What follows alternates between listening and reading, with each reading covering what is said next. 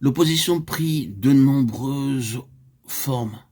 Vous êtes au courant de la lettre ayant ensemble une entrevue dans les villages de la vallée d'Ono, Néhémie 6.2.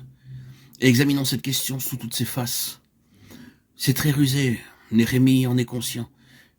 Ils avaient l'intention de lui faire du mal, ils voulaient l'assassiner. Voilà ce à quoi cela se résume. Et il dit, j'ai un grand ouvrage à exécuter, et je ne puis descendre. Cela échoua.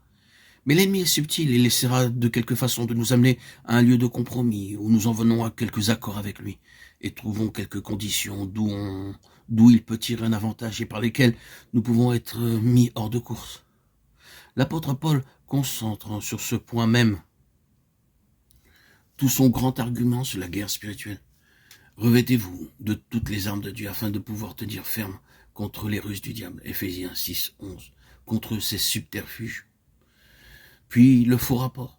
Il est rapporté que par la reconstruction de la muraille, tu as l'intention de te faire roi et de faire proclamer qu'il y a un roi à Jérusalem et que tu établis des prophètes pour te recommander, d'après Néhémie 6.7.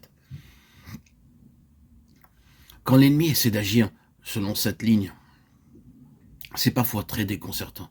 C'est une horrible suggestion. Tu essaies de te faire un nom, de te donner une place. Tout ceci, après tout, n'est qu'un mobile secret personnel pour acquérir de la notoriété, pour être quelqu'un et faire quelque chose qui poussera le monde à te considérer. Si vous avez du moins quelque peu d'humilité, ce dard est très dangereux et cruel. Dieu seul sait ce qui l'occasionne. L'ennemi essaie d'imputer un mobile faux à tous vos labeurs. Après tout, tu n'as que tes propres intentions en vue, essayant de faire quelque chose, de te faire un nom. Oui, l'ennemi ne s'arrêtera devant rien, mensonge ou calomnie. La réponse est, quelle est la vérité à cet égard? Est-ce vrai?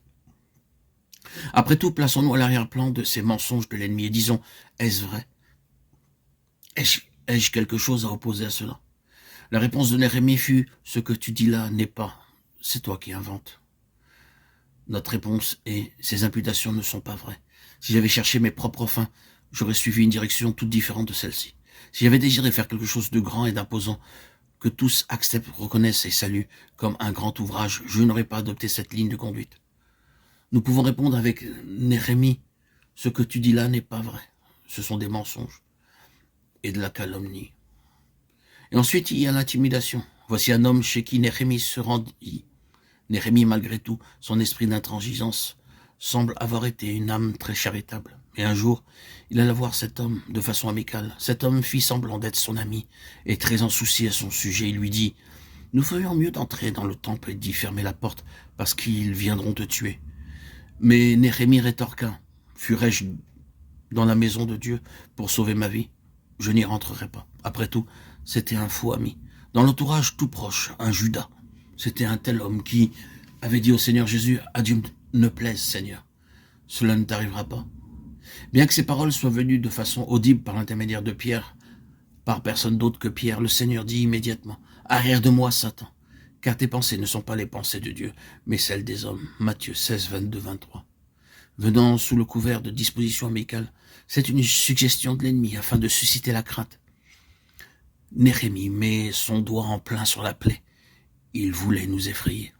Si l'ennemi peut faire pénétrer la crainte, nous sommes défaits.